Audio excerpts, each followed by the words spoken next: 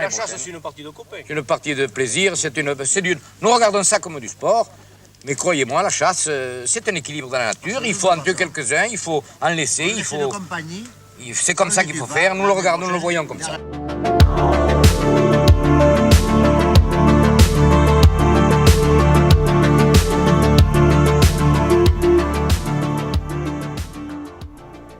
Bonjour à tous, ici Corsac et Isatis pour Baguette et Musette, dans ce nouveau Terre de nos Pères, votre émission hebdomadaire consacrée au réenracinement, qui sera cette fois-ci consacrée au Périgord.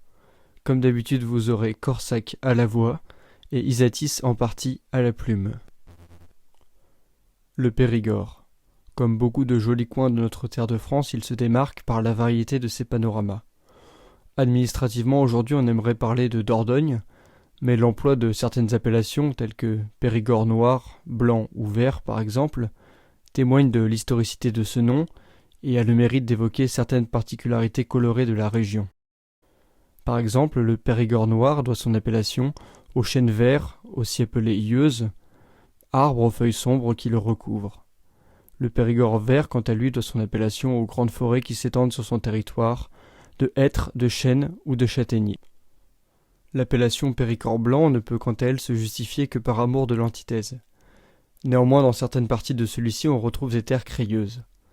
En réalité, ces appellations sont relatives, et on retrouve des cartes où les noms ont changé de location, par exemple au XVIIe siècle. Néanmoins, le paysage périgourdin reste très découpé. La bande granitique qui s'étend au nord-est offre un visage verdoyant avec de nombreux ruisseaux qui s'écoulent ici et là, jusqu'aux torrents qui se sont taillés de rudes passages dans les gorges rocheuses. Le nord du pays, le Mareuillais, constitue une région faiblement ondulée de calcaire, propice aux cultures céréalières et parfois aux vignobles, mais cela était plus fréquent dans le passé. Au nord-ouest du Périgord, le Ribéracois est fait de collines successives aux formes douces, favorables à la polyculture et à l'élevage.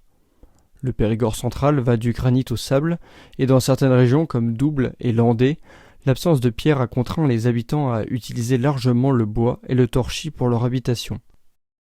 Enfin, le Bergeracois, au sud du Périgord, est le pays par excellence du vignoble et des arbres fruitiers. C'est une région qui donne une grande impression de richesse, et les vergers et les champs de tabac se succèdent entre les vallées. Ce panorama succinct du Périgord ne s'étale pas bien sûr sur les micro-régions qui offrent chacune leur particularisme.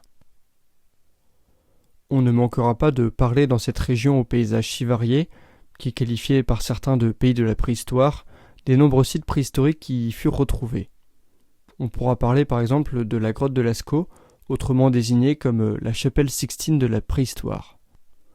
Découverte en 1940 et reproduite à l'identique dès lors, après que le site ait été rentabilisé touristiquement au point de l'altérer par le développement de champignons dû à la respiration des touristes, cette grotte compte pas moins de 1500 représentations d'animaux. Tout cela aurait été fait 15 000 ans avant l'avènement du Christ. Mais cette grotte préhistorique est loin d'être la seule du Périgord. En effet, on pourra parler aussi, sans être exhaustif, de la grotte de Fond-de-Gaume, découverte en 1901 avec ses 200 figurations, de la grotte des Combarelles découverte à la même période ou encore de l'abri du Cap Blanc avec ses sculptures. Si le Périgord est le pays de la préhistoire, il serait aussi, selon l'historien Michel Rouche, un conservatoire de romanité. Le Périgord s'est en effet assimilé un temps autour de la culture de ses vainqueurs antiques. Une romanité qui sera vite digérée par le passage des hordes barbares, Visigoths, Francs et Vascons. L'ère médiévale sera ainsi fortement marquée par les Visigoths et par l'implantation de l'hérésie arienne, cette hérésie chrétienne qui nie la divinité du Christ.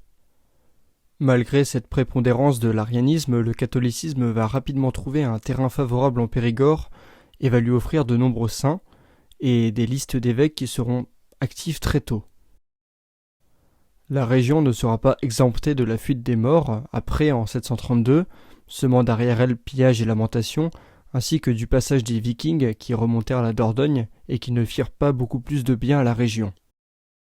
À partir de l'an 1000, c'est l'anglois qui pose problème en ces terres, ce qui n'empêche pas le Périgord de se couvrir d'églises, de monastères, de prieurés, toutes bouleversées soient-elles. On finira par bouter définitivement l'anglais hors d'Aquitaine en 1453. Aussi beau soit-il, ce patrimoine religieux sera bien malmené par les guerres de religion contre les Huguenots à partir du XVIe siècle. Ces derniers, par exemple, firent la loi dans la ville de Bergerac et malmenèrent et humilièrent les catholiques, au point que leur meneur, Clermont de Pile, se vantait de se faire un collier en oreille de franciscain. La guerre fut finalement si sanglante que les Huguenots finirent par partir en exode à travers le monde. On aurait pu penser après cela que la stabilité reviendrait, mais cela ne fut que de courte durée. La Fronde laissa elle aussi des stigmates sur la région au XVIIe siècle. Le Périgord retrouvera des périodes de paix mais n'échappera pas au déchirement interne de la Révolution française entre monarchistes et révolutionnaires. Sa ruralité se verra plus tard durement impactée par les saignées de 1870, de 14-18, mais encore de 39-45 où les villages se vidèrent de leurs hommes. Qu'en est-il de l'architecture dans cette région riche en panoramas et en soubresauts historiques ? L'architecture traditionnelle et rurale reste globalement la même dans toute la région, seules les matières premières varient selon la localité. Du granit au calcaire en passant par le bois, tout comme les toits qui sont tantôt recouverts d'ardoises, tantôt recouverts de tuiles. Au plus bas de la hiérarchie, tout comme en Gironde, on retrouve la maison du Bordier. Nous vous renvoyons aux terres de nos pères sur la Gironde pour plus d'informations sur cet habitat rural. Au niveau immédiatement supérieur, on retrouve la maison du petit polyculteur ou du vigneron. Le rez-de-chaussée sert de réserve, de cellier, plus rarement d'étable. Les artisans et les commerçants des villages ou des bourgs ont eux aussi ce type de maison. Le bas sert alors d'atelier ou de boutique. On retrouve dans certaines maisons une pièce annexe pour le brassier, qui est un paysan de passage qui loue ses bras et qui a l'habitude de vivre dans une pièce unique. La maison du gros propriétaire ou maison de maître relève dans son plan et dans sa forme de l'architecture citadine. C'est une maison symétrique, généralement à 1 ou 2 étages. Lorsqu'il n'est pas exploité directement par le propriétaire, la maison se voit entourée de bâtiments et d'habitats ruraux pour entretenir le domaine. On pourra également aborder les chabanos du Périgord qui sont de minuscules maisons de pierre sèche qui pouvaient servir alors d'habitat provisoire ou alors de maisons pour les défricheurs, les bergers ou les indigents. Pour ce qui est des édifices grandioses de la région, nous ne pourrons passer à côté de la magnifique cathédrale Saint-Front de Périgueux. Église, puis abbaye, puis cathédrale, l'édifice entamé au XIIe siècle ne cessa de se transformer et de survivre aux assauts vikings et protestants, avant de devenir ce bijou de catholicité inspiré des églises orientales après une restauration quasi complète au XIXe siècle. Il faudrait également vous parler des bastides du Périgord, ces vestiges du Moyen-Âge, ces villes nouvelles aux maisons identiques sans remparts, pensées pour faciliter le commerce dans la halle centrale vers laquelle se rejoignent chaque ruelle servant de coupe-feu entre les maisons. La guerre de Cent Ans mit fin à l'expansion de ces villes marchandes, rappelant sous certains angles de vue les cloîtres monastiques avec leurs arches. On pourra citer pour les plus connus Montpazier, Villefranche du Périgord ou encore Beaumont du Périgord, mais elles sont bien plus nombreuses. Le Périgord, c'est aussi la région des châteaux au bord des cours d'eau. On ne voudra pas trop être énumératif tant il y en a, mais il suffit de s'émerveiller sur la Roque-Gajac, connue parmi les plus beaux villages de France, pour s'apercevoir un petit peu de l'envergure des monuments. Le Périgord, cette région qui a su se parfaire par son architecture, aurait inspiré Edmond Rostand pour imaginer le célèbre Cyrano de Bergerac. Ce bon vivant de Gascogne nous fait une transition toute trouvée pour vous parler de gastronomie. En réalité, la cuisine ancienne du Périgord est une cuisine paysanne, à base de farine, de châtaignes, de noix, dans une région pauvre où le blé et le beurre ont longtemps été absents. En 1929, le livre de la Mazille, une périgourdine devenue parisienne, fait connaître cette cuisine avec son ouvrage « La bonne cuisine du Périgord », toujours réédité de nos jours. Vous vous doutez bien que pour de tels ouvrages soient écrits, que la gastronomie périgourdine a fait un petit bout de chemin. Des pâtés et des dindes truffées du Périgord que l'on servait à Louis XIV en passant par le foie gras, qui fut un des mets préférés de Louis XV. Le Périgord est aussi réputé pour ses noix, consommées en cerneau ou en huile, pour la châtaigne du Périgord qui fut durant longtemps le principal aliment des Périgourdins, mais surtout, vous l'aurez bien compris, pour ses truffes. Voici donc un menu composé exclusivement de plats périgourdins. En entrée ou en apéritif, vous pourrez vous laisser tenter par le grillon. C'est une spécialité régionale du sud-ouest de la France, localisée dans la Dordogne et le Limousin, et donc en partie dans le Périgord. Proche des rillettes, le grillon s'en distingue par sa texture, par le choix des morceaux de viande qui sont plus gros et par les aromates utilisés. Presque toujours à base de porc, ce pâté est parfois confectionné avec de la viande de canard ou d'oie en Périgord noir. En plat principal, nous vous proposons une assiette d'agneau. Un animal présent dans la vallée du Périgord depuis que les populations se sont sédentarisées. On trouve en effet de nombreux ossements de bœuf, de porc et de mouton dans certains sites préhistoriques. L'élevage ovin va finir par devenir une des activités économiques les plus prépondérantes dans le Périgord, au point qu'un manuel traitant du métier de berger et de l'élevage des brebis sera publié dès le XIVe siècle. Élevé dans un premier temps pour sa production de laine, ce n'est qu'à la Renaissance que les éleveurs commencent à s'intéresser vraiment à la qualité gustative de l'agneau. Cependant, en France, on aura longtemps préféré la viande de mouton, plus corsée, à celle de l'agneau. Cette viande va finir par séduire les tables des nobles français, surtout depuis que les Italiens ont vanté la délicatesse de la viande des jeunes agneaux. On ne sera donc pas étonné de voir l'agneau disparaître des tables à la Révolution, car considéré comme trop monarchiste. Toutefois, à la fin du XIXe siècle, c'est le retour en grâce de la viande d'agneau qui figure à nouveau parmi les mets raffinés. Signalons par exemple la pascaline d'agneau à la royale, décrite par Alexandre Dumas, ou encore le rôti accompagné d'un ragoût de truffe ou de sauce pistache. Vous l'aurez compris, l'élevage de moutons est très important dans le Périgord, comme il a pu l'être dans d'autres régions plus pauvres de France. On a longtemps par exemple préféré les animaux à laine marron ou noire pour éviter d'avoir à teindre la laine car cela coûtait trop cher. Cette production de laine est traitée en grande partie sur place, notamment dans le Nontronais où l'on dénombre de nombreuses chapelleries et filatures qui fabriquent des chaussons ou de la laine à tricoter. L'élevage ovin étant resté prépondérant jusqu'au XIXe siècle, on va voir s'organiser autour de cette activité diverses grandes foires tout au long de l'année, notamment les foires de Bergerac pour Pâques et mi-novembre qui duraient près de 8 jours. Aujourd'hui, on compte une petite centaine d'éleveurs qui produisent de l'agneau du Périgord, le plus souvent en complément d'une autre activité, bovins, fraises, vignobles et tabac, conséquence d'une politique tout sauf bienveillante envers nos agriculteurs. Vous pourrez bien sûr accompagner votre rôti d'un ragoût de truffe du Périgord. C'est grâce à François Ier que l'on doit la véritable introduction de la truffe en France. Vaincu à Pavie par Charles Quint, il la découvre lors de sa captivité à Madrid et la ramène à la cour. Les Bourbons, Louis XIV en tête, l'apprécient tout particulièrement, et ce jusqu'à Louis XVIII. La préséance de la truffe du Périgord est établie dès le XVIIe siècle et la grande encyclopédie de Diderot et d'Alembert en 1763 assure qu'elle est la meilleure de toutes. Elle est d'ailleurs surnommée l'or noir du Périgord. Au XIXe siècle, sa production augmente, son commerce s'étend et la bourgeoisie l'invite à sa table. Flaubert en fait le mets de choix de sa maréchale dans L'éducation sentimentale. Au XIXe siècle, la production est telle que dans certaines régions, chaque maison avait leur propre trufferière et l'on truffait généreusement. Certaines recettes allaient jusqu'à recommander l'utilisation de 5 livres de truffes pour une dinde, ce qui est considérable. Aujourd'hui, un quart de la production nationale de truffes est faite par le Périgord, qui arrive encore à cultiver entre 6 et 10 tonnes de truffes par an. Allez, maintenant vous prendrez bien un peu de sucré pour faire glisser tout ça. La flegnarde est un dessert originaire du Limousin et du Périgord. C'est une sorte de flan auquel on ajoute généralement des pommes, des poires ou des prunes. Le nom est dérivé de mots occitans que l'on peut à la fois traduire par mou, doux ou duvet. Ne vous étonnez pas si vous trouvez aussi ce dessert sur les tables auvergnates. Traditionnellement, il est proposé avec ce dessert soit un vin liquoreux comme le Vouvray, soit un vin blanc tel que le Chablis ou encore un vin effervescent comme le Champagne. On ne se refuse rien en Périgord. Vous vous doutez bien entendu, qu'on ne mange pas ce genre de repas tous les jours et que c'est un repas de fête. Et cela tombe bien car le Périgord n'est pas avare en fêtes populaires. La Félibrée, l'une d'entre elles qui n'est pas des moindres, vous fera vibrer. C'est une fête populaire occitane organisée chaque année dans une ville ou un village du Périgord, inspirée par Frédéric Mistral et le Félibrige.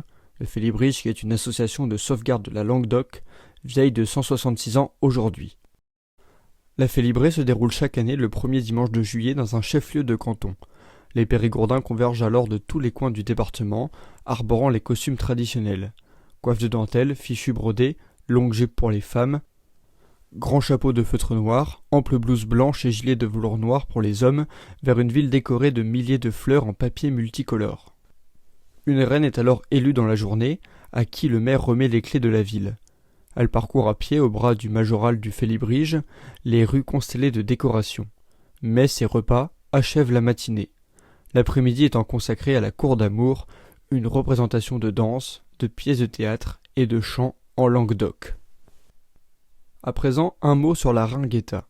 La ringueta est la fête des jeux traditionnels d'antan. Créé récemment en 1985, ce festival est l'occasion de découvrir comment nos aïeux avaient coutume de s'amuser en Périgord. Pendant 2 jours, à la Pentecôte, les années uniquement, vous pourrez essayer près de 30 jeux traditionnels occitans sur la place de la Grande Rigaudie de Sarlat, cité médiévale qui s'est développée autour d'une abbaye bénédictine d'origine carolingienne. Vous pourrez d'ailleurs en profiter pour visiter la cathédrale Saint-Sacerdos, érigée au XIIe siècle d'inspiration romane et gothique. Voici donc quelques jeux emblématiques qui se retrouvent d'ailleurs dans la plupart des fêtes de villages périgourdins. Le rampeau, jeu de mise qui se joue à 3 quilles alignés, avec une boule un peu plus grosse qu'une boule de pétanque. À l'image de jeux de boules comme le bowling, le but est de renverser les 3 quilles en un lancer. Si elles tombent toutes, on appelle ça faire rampeau, et le joueur gagne le droit de jouer la manche suivante. Le grand gagnant est celui qui reste le plus longtemps, et donc qui fait le plus de rampeaux. On peut aussi parler du rodéo tonneau, jeu pratiqué surtout par les enfants qui, à califourchon sur un vieux baril enfilé sur un mât de 20 cm d'épaisseur, doivent avancer avec leurs bras en tirant sur 2 cordes sur les côtés. Enfin, le mât de cocagne, qui est un jeu phare de la ringueta. Le jeu est simple, un mât est dressé au milieu de la place de la Grande Rigaudie, et à main nue vous devez grimper jusqu'à son sommet pour décrocher l'un des lots. Si vous n'avez pas le vertige, n'hésitez pas à relever le défi. Mais la ringueta ne s'en arrête pas là, on pourrait parler aussi du jeu des oies, de la course des chasses, et pour les plus costauds, le mythique tir à la corde. Abordons à présent les costumes traditionnels que nous avons rapidement évoqués lors de ces fêtes populaires. Les femmes portent des jupes amples, plissées et longues et les tissus étaient foncés car moins salissants. Par-dessus la jupe, un tablier noir était porté, le devantaou, nous vous en avons parlé en Gironde. Le haut est un caraco de couleur beige en toile de chanvre ou de lin pour la semaine. Les dimanches et jours de fête, il est plus raffiné et souvent assorti à la jupe. Quant au-dessous de ces dames, elles portaient des jupons de laine l'hiver. Les dimanches et jours de fête, les jupons étaient en dentelle. Leurs mains étaient couvertes par des mitaines en laine ou en dentelle, et pour la petite anecdote, les jeunes filles les portaient blanches et les épouses noires. Sur la tête, les femmes apportaient de la dentelle les dimanches et les jours de fête, et la semaine il est plus fréquent de les voir dans les travaux des champs avec un mouchoir, ou l'été avec un chapeau de paille. L'éclat de ces costumes d'antan s'est souvent révélé au XIXe siècle. Par exemple, c'est là que les coiffes se démocratisent et sont portées par toutes les femmes.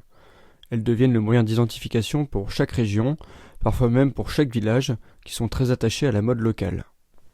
Les coiffes sont également un prétexte pour afficher un rang social, un état de fortune ou une situation familiale. La coiffe à cette époque était en effet un réel investissement. Elle coûtait cher et était souvent une coiffe unique, celle des grandes occasions. Les jeunes filles et grandes adolescentes arboraient parfois une coquette demi-coiffe posée sur le sommet de la tête et nouée sous le menton par un joli ruban leur permettant de laisser descendre par derrière la totalité de la chevelure. Les femmes mariées continuaient à porter une coiffe blanche réservée aux dimanches et aux jours de fête. N'oublions pas que foire et marché étaient des jours de grandes sorties et qu'on y voyait fleurir de belles coiffes tuyautées. Il y avait là matière à afficher son rang social, son aisance financière, et même les plus modestes avaient à cœur d'arborer une belle coiffe. Le costume des hommes est quant à lui toujours beaucoup plus simple et beaucoup moins travaillé. Ils portent la blouse, ou le petit gilet à parement, ou la tenue de travail. Ils sont tous coiffés d'un chapeau en feutre noir, à large bord, et portent des bretelles, ou la ceinture en flanelle à la taille, et un mouchoir autour du cou. Parfois, ils portent une montre à gousset pour les grands jours. Pour ce qui est des chaussures, on porte des sabots, et parfois des souliers pour les grandes occasions. Pour vous laisser vous remettre de cette journée mouvementée en festivités et en repas copieux, nous vous raconterons 2 petites légendes. Tout d'abord, celle du lébérou. Le lébérou est une créature du bestiaire fantastique périgourdin. Il est avant tout caractérisé comme étant une créature métamorphe nocturne, pouvant prendre l'apparence d'un être humain ou d'un être mi-animal, mi-humain. Homme ou femme le jour, il revêt une fois la nuit tombée une peau de bête ou s'incarne directement en l'animal en question. Il peut s'agir d'un lièvre ou d'un mouton pour le mâle et d'une chèvre pour la femelle, mais cela est plus rare. Les comparaisons entre la légende du lébérou et celle plus répandue du loup-garou, ainsi que certaines de ses interprétations visuelles, lui attribuent aussi la capacité de se transformer en loup. Sous sa forme humaine, le lébérou peut être reconnaissable par le fait qu'il serre la main, la paume tournée vers le bas. Pour rester dans le bestiaire fantastique, on raconte que longtemps avant que les canoës-kayak n'envahissent la Dordogne, que Saint Front, premier évêque de Périgueux, aurait chassé d'un signe de croix un dragon qui dévorait les bateliers de la Dordogne en renversant les embarcations. En reconnaissance, les villageois auraient bâti une chapelle dédiée à Saint Front sur la falaise de Couze qui surplombe la rivière, une chapelle dans laquelle vous pouvez encore venir prier et vous recueillir de nos jours. À noter que l'on trouve aussi la présence d'un dragon volant sur les armoiries de la ville de Bergerac. Voilà, c'est hélas toujours trop court et l'on se restreint toujours. Nous vous laissons sur cette esquisse périgourdine avec un de ces champs pleins de soleil dont le sud-ouest est le secret, en attendant notre prochain épisode de Terre de nos Pères sur le Béarn.